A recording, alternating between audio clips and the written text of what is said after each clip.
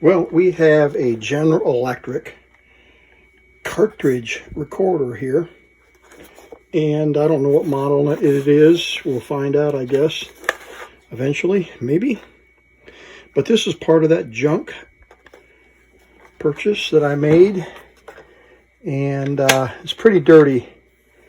Got a couple of dings in the metal there, but one of you asked for me to do a repair on this, so we're going to put the batteries in it. I think I had counted 5. 1, 2, 3, 4, 5, and so we'll do that. I haven't cleaned the contacts, so I don't even know whether it's going to run.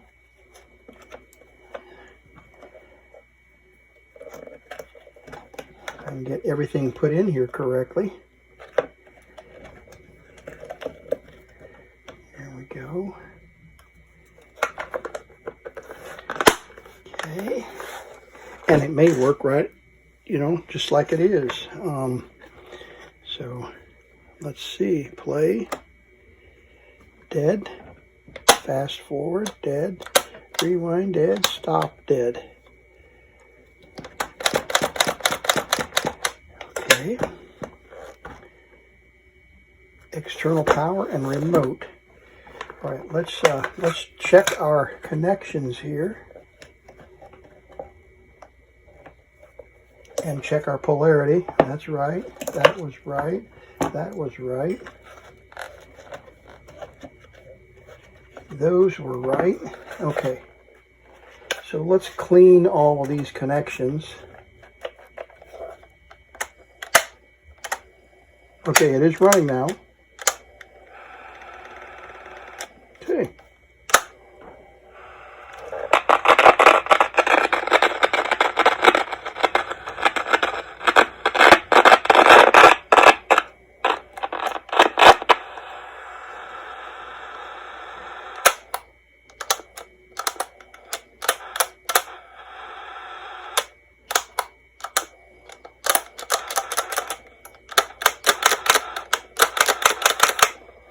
Okay, so we've got it running now.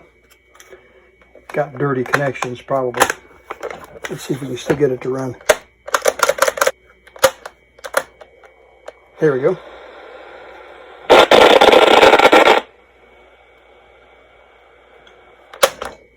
Okay, let's see, is it turning? Yeah, the capstan does turn. And the take-up reel does turn. Let me get some light in there for you. Okay. So it is forwarding. And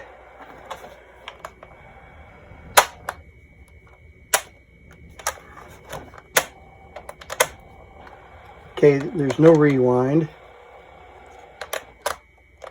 Fast forward. There is fast forward.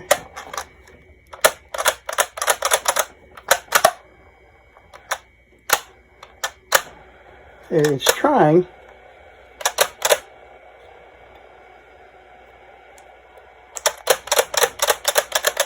You see it turning barely.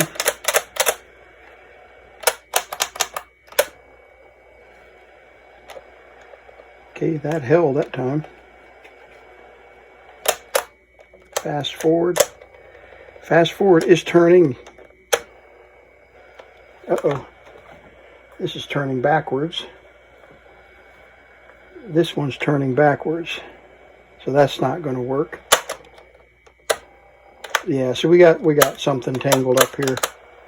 So the rewind does turn, but when you push it on fast forward, it turns the right direction. But when you push play, it's turning backwards. So we've got something out of whack underneath there. Okay, so let's I got a motor. You can see my STUSY on here. I'm waiting for a belt to print on the 3D printer. Hopefully it will print and turn out okay. But Okay, I pulled those 4 screws out, 2 back here and 2 up here. And we'll just lift this out. Maybe we can figure out how it comes out.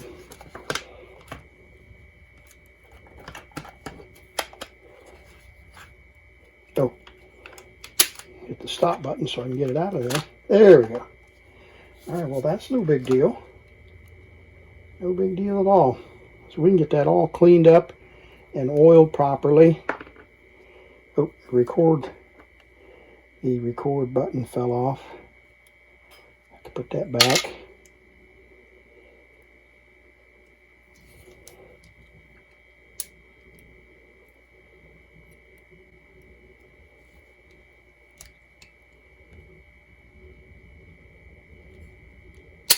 Okay, there's a lot of dirt in there.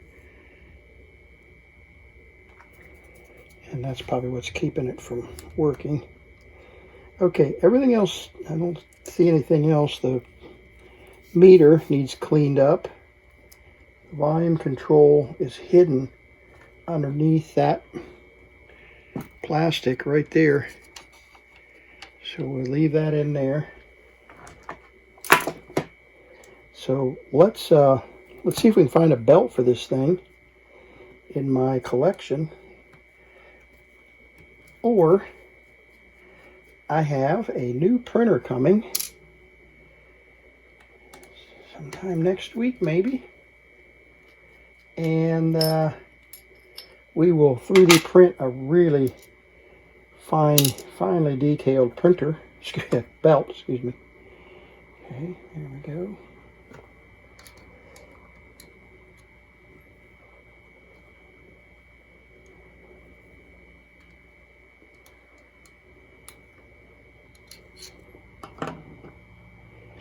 All right, let's see what we've got in our collection. Okay.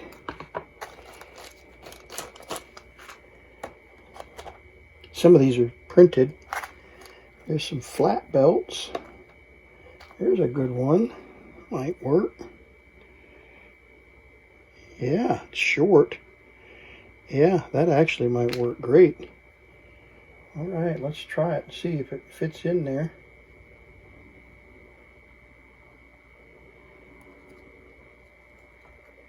There we go.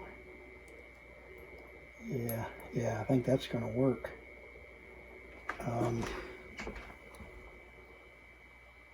Let me get it on the pulley.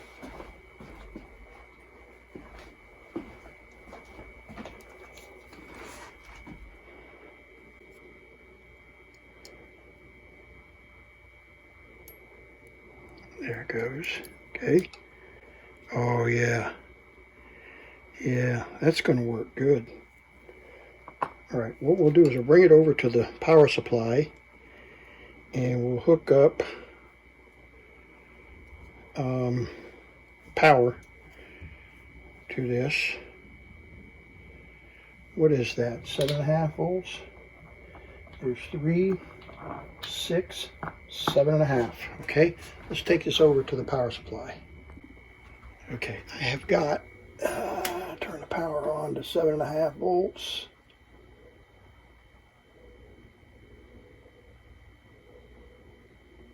There we go.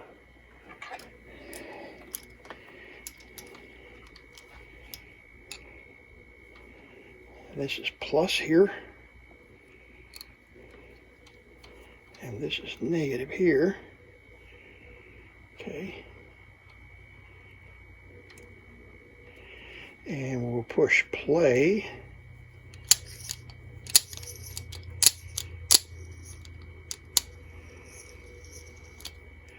Push play and look at it run.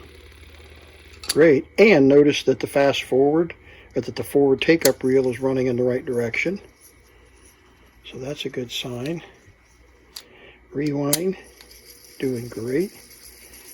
Okay.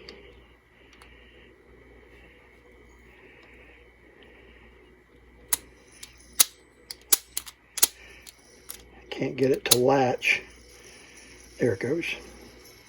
There's play, and it's running backwards again. Huh, I wonder why. Wonder why. Okay, so this pulley, I wonder if this is supposed to go under here, like that. Let's try it that way. Right, that's correct. That's right. See it pulling? But will it fast forward? Yeah, fast forward runs correctly. Rewind works. Okay, so they had the belt in wrong for one thing. So that other belt may have worked just fine, but it was put in wrong. So that's good to know. All right. While we've got it hooked up to the power supply, I'm wondering if we can get this to work with a tape. There we go. There we go. We'll have to get the catch to work correctly. But let's grab a tape. All right, this is an old tape. It says Billy Graham and Bill. I guess Billy Graham on both ends. And it's old, so I don't have to worry about it. Let's see if we can get this to run.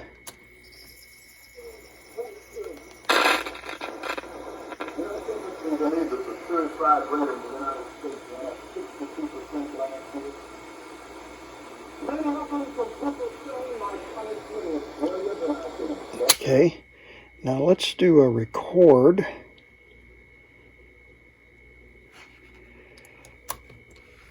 Checking 1, 2, 3. Checking 1, 2, 3. I don't know if this has an external mic on it, or if it needs an external mic. Pretty sure it does. Monitor off. Yeah, we're going to need an external mic. We don't have any recording there. All right, let's grab a mic. We know we can trust the diamond-studded microphone that saves the day. There we go. Let me spray that.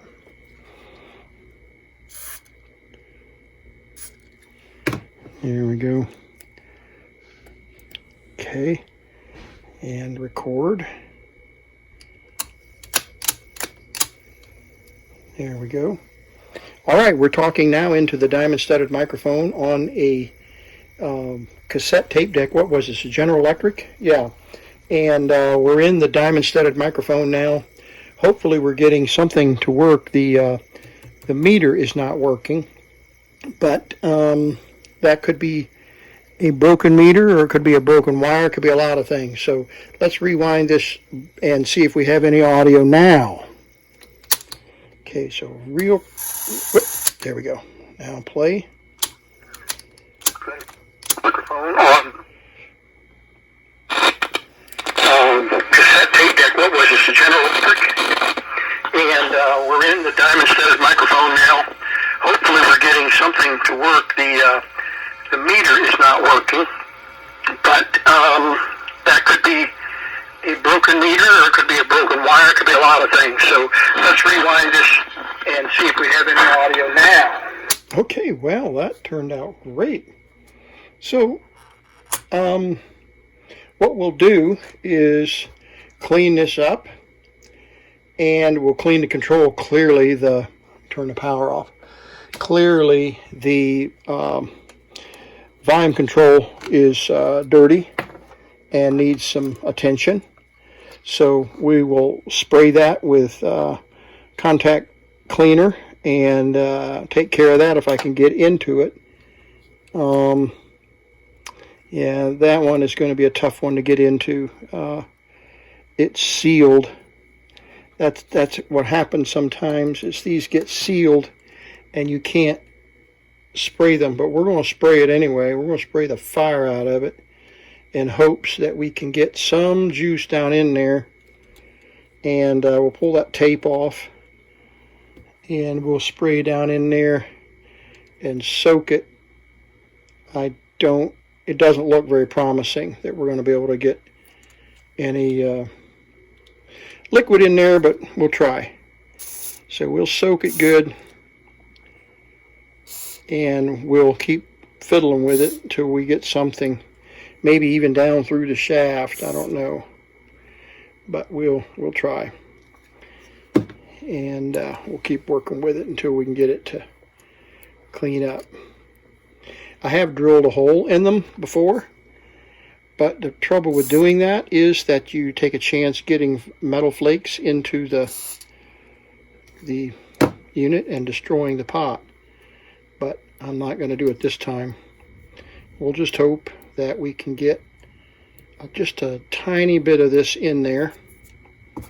And there we go. Don't want it all over the unit. There we go.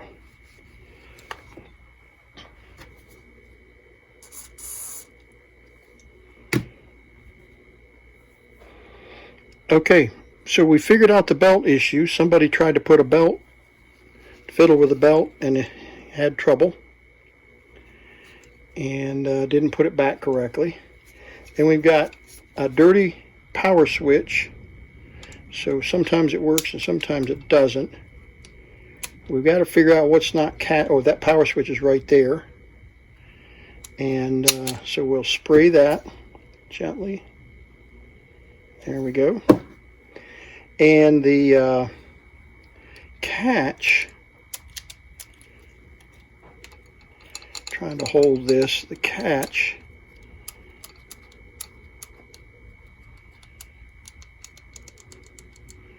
is under here, I think.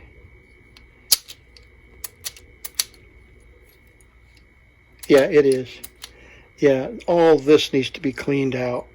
And then we'll get some contact cleaner and spray that so that it's nice and clean. And that probably will resolve the problem. There, see, it's starting to catch now. The more we use it, the better.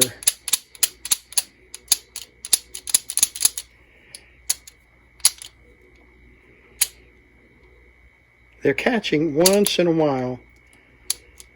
Yeah, see, it's just too gummed up. Too gummed up.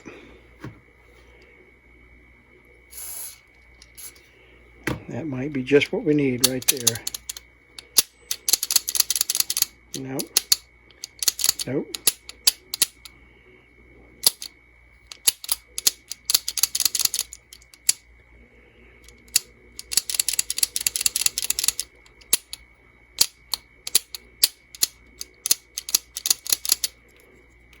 Okay, the fast forward is just not gripping.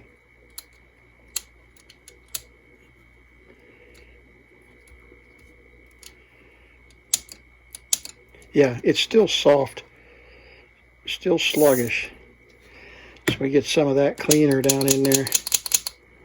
I shouldn't be using deoxit because that's expensive, but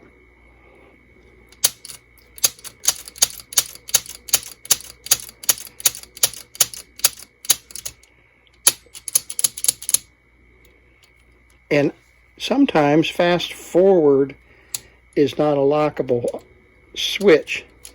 It's just a search function. So I don't know. I don't know if it's designed to catch or not. Rewind is.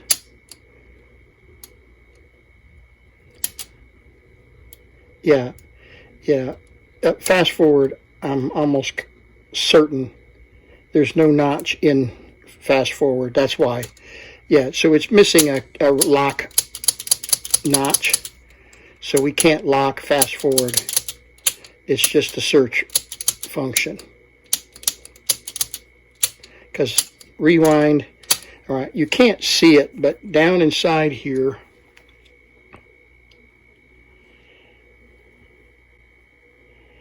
yeah, down inside here, there's a little notch where that the control rod goes back and catches it. This fast forward arm does not have a notch cut in it. The play and record button does, and the rewind button does. But the play and stop buttons don't have that notch. I can't see the movement of the. I'm trying to see if the movement of the switches. Yeah, it doesn't look like it's moving at all. We can put a meter on there, and we'll see if we get a deflection. That would be an easy thing to do. Okay, there it goes. Yeah, the needle's kind of, yeah, I think it's just gummed up. So we might be able to put some non-residual cleaner in there. This pulls this off, and we'll pull the little window loose. But yeah, it's bound up. Okay, so we'll fix that. I think we can fix that if the meter is not burned up. See, it's the needle stuck in this center position there. So we've got a lot of cleanup to do. The pinch roller's filthy.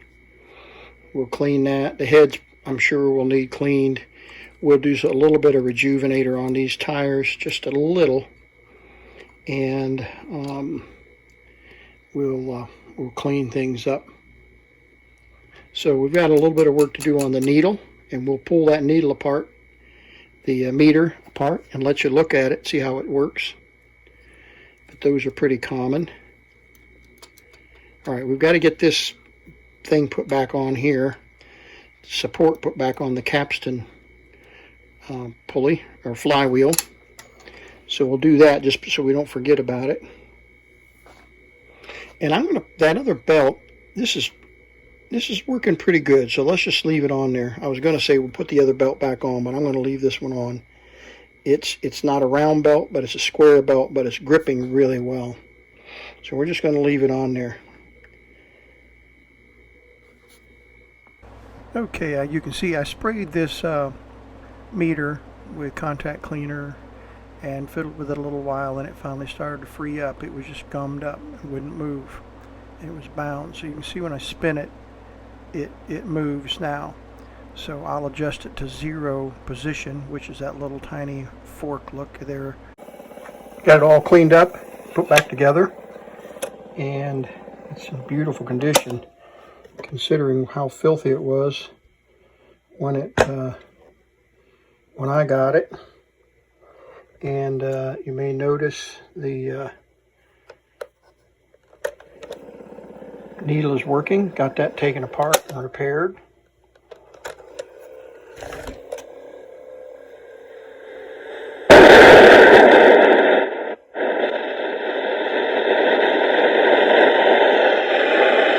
Okay, I have no idea what's on that tape. It sounded like it was, well, I don't know what it was. I do have I got a collection of tapes here. These are my grandparents back in the 1996 that I recorded. That's me and mother. I got big and went away. Left the farm behind me.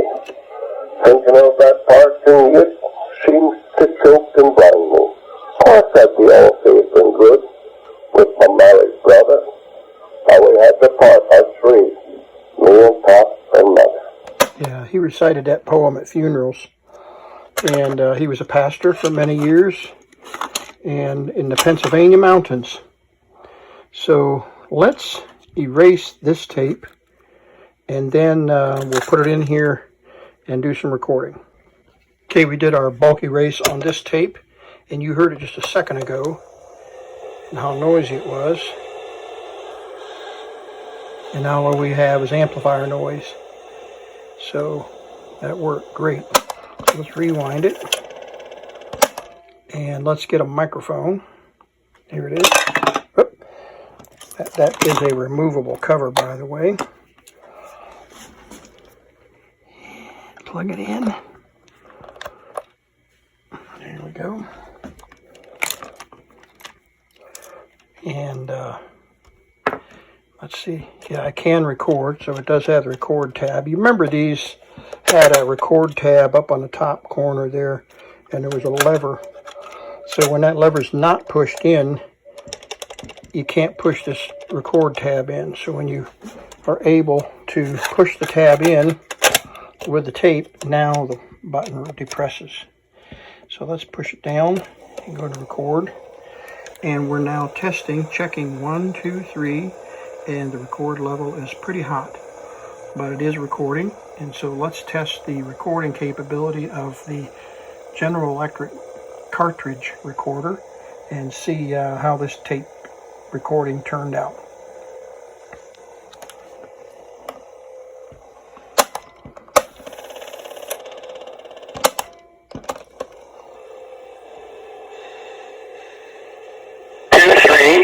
And the record level is pretty hot, but it is recording. And so let's test the recording capability of the General Electric cartridge recorder and see how this tape recording turned out.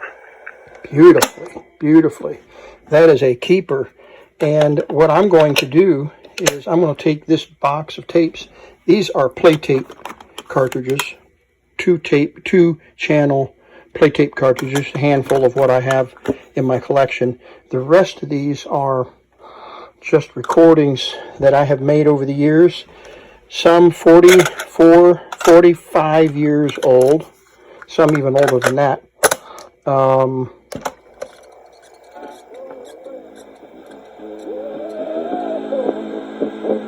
Like that missing a pad. Yeah, you can tell the pad is missing inside the middle there, so it won't play. That's Phil Driscoll. Alright, yeah, there's a pad missing there too, see? So these aren't going to play.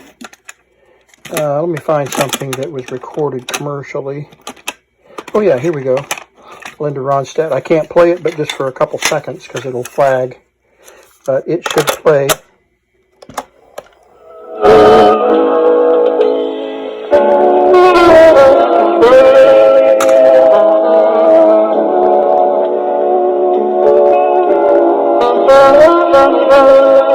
Okay, so that's a beautiful recording.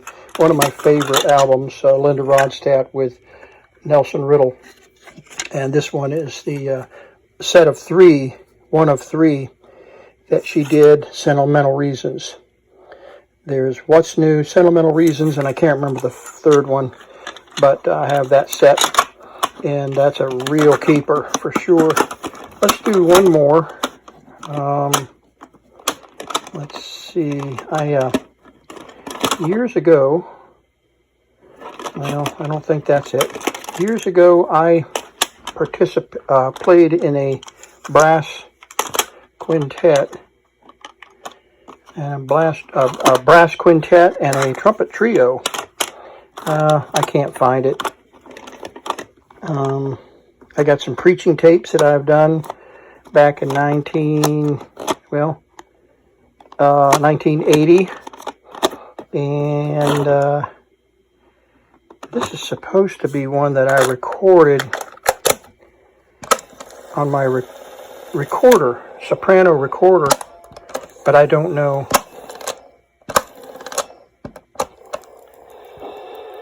Yeah, it's a bad tape. Yeah, it's a bad tape, or erased tape, I should say. And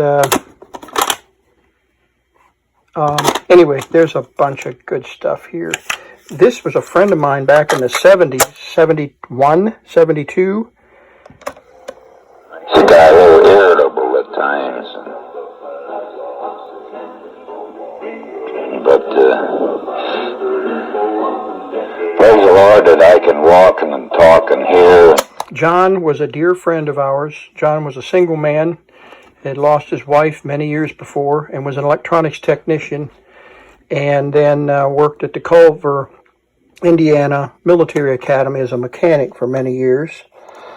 He built a Heathkit organ, the great big organ, in his home. Then he moved to Florida and started sending tapes to my dad, and they would send greeting tapes back and forth, playing Christian music and then talking. Just instead of writing a letter, they would send tapes. So that was pretty cool.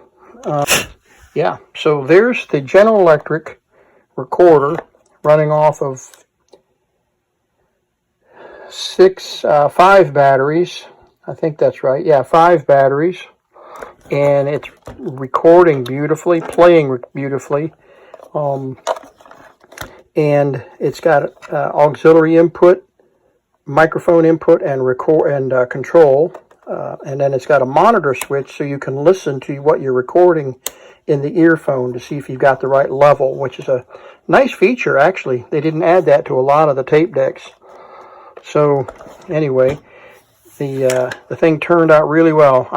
I cleaned up all of the scratched chrome and put that. I used the silver marker on that and cleaned it inside and out. And so there you go. There's the completed cartridge recorder, and repaired the battery and signal level gauge, and was tickled to see that that's working. Sprayed the contact. Remember, we were talking about the scratchiness, and now we don't have scratchiness anymore in there. So we did eventually get some contact cleaner in there. That was good. The fast forward we identified does not lock. It's not designed to lock, but everything else is working like it's supposed to. Battery gauge works great. So I think we're very, very pleased with the turnout of that little cassette deck.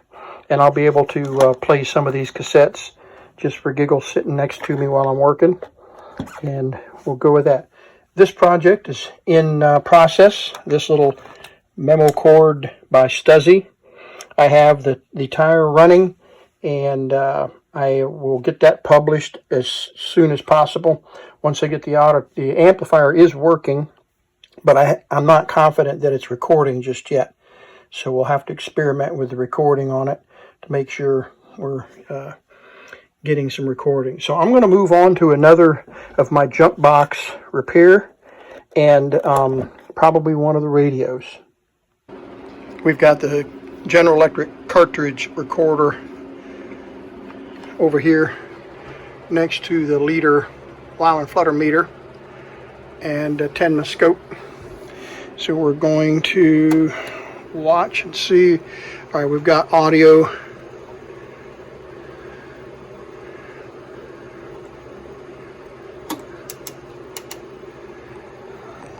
Let's stop here.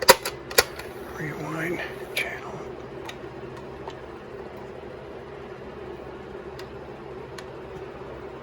B. Okay, play.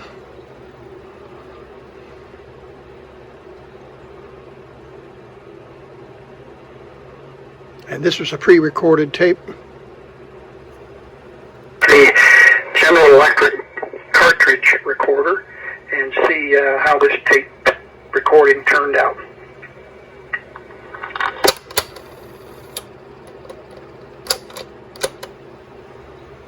2-3, and the record level is pretty hot, but it is recording. Okay, there we go. Let's test the recording capability of the General Electric cartridge recorder and see how this tape recording turned out. All right, so we know the audio was great, so we're going to plug the 3000 hertz tone into the microphone or auxiliary input, and we'll just watch the video there when we start recording. Okay, there we go, and we got the monitor on, so we can turn the monitor off. We know we've got a signal. There's the frequency, 3000 hertz, and let's get the sync. There we go, and that's the 3000 hertz tone. Get the auto level here, trigger level. We'll let it just record for a minute or two, and we know we got a clean signal into the unit. So we're just going to let it sit here and run for a minute.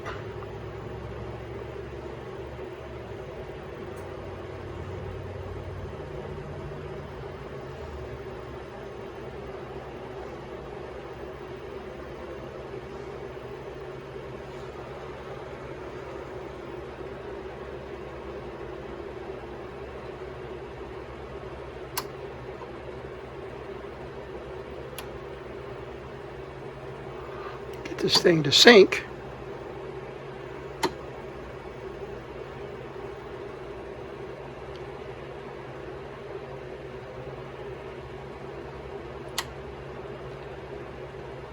There we go.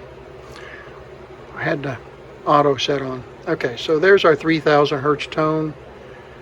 And I got a little bit of noise in the room here on the cable. But we've got recording going on there. And we can adjust the volume, I think. Yeah, we can adjust the volume. I'm adjusting the volume and the signal's going up and down there. All right, that should be enough. Let's rewind it.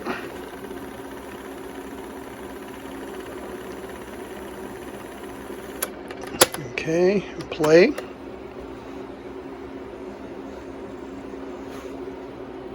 And the record level is pretty hot, but it is recording. And so let's test the recording capability of the General Electric cartridge recorder and see how this tape recording turned out. Now, it'll be interesting to see how this, that's not actually too bad. I'm really surprised how clean that signal is. Yeah, look at the numbers. Let's go to 1%,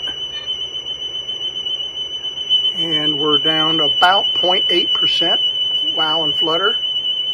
Our drift is pretty much on, so it's not changing the frequency of the recording at all. And look at the sign, the cleanliness of that waveform. Now we do have some pulsing. And so when we do a wow and flutter test by itself, it's just slightly over 1, as you can see here. The wow should be pretty low, and the flutter is what we're seeing on the screen here, and it's just a little higher than 1, or just about 1%.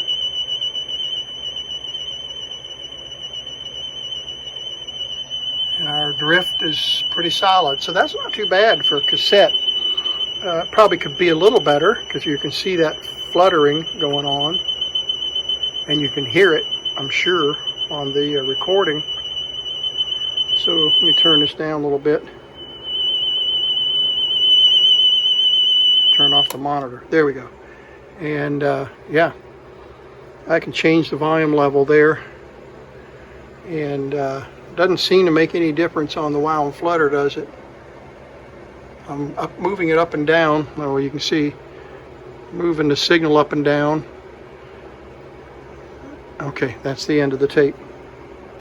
So the General Electric cartridge recorder, model number unknown, is doing a fine job after its little refurb. Cleaned up real pretty. And I've got my wife's parents' recording from back in 1990 maybe? I don't know. Let's see.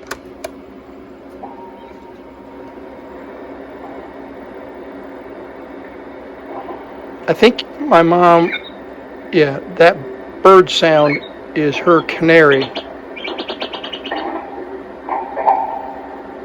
He's jumping around in the cage, you can hear him.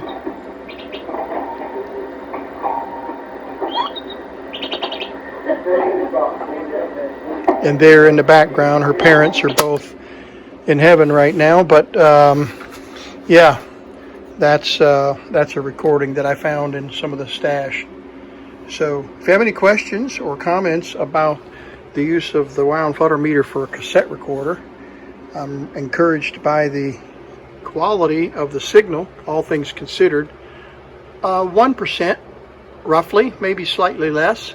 Drift is pretty solid, so that means that the playback frequency is the same as the record frequency, and it's not too high or too low.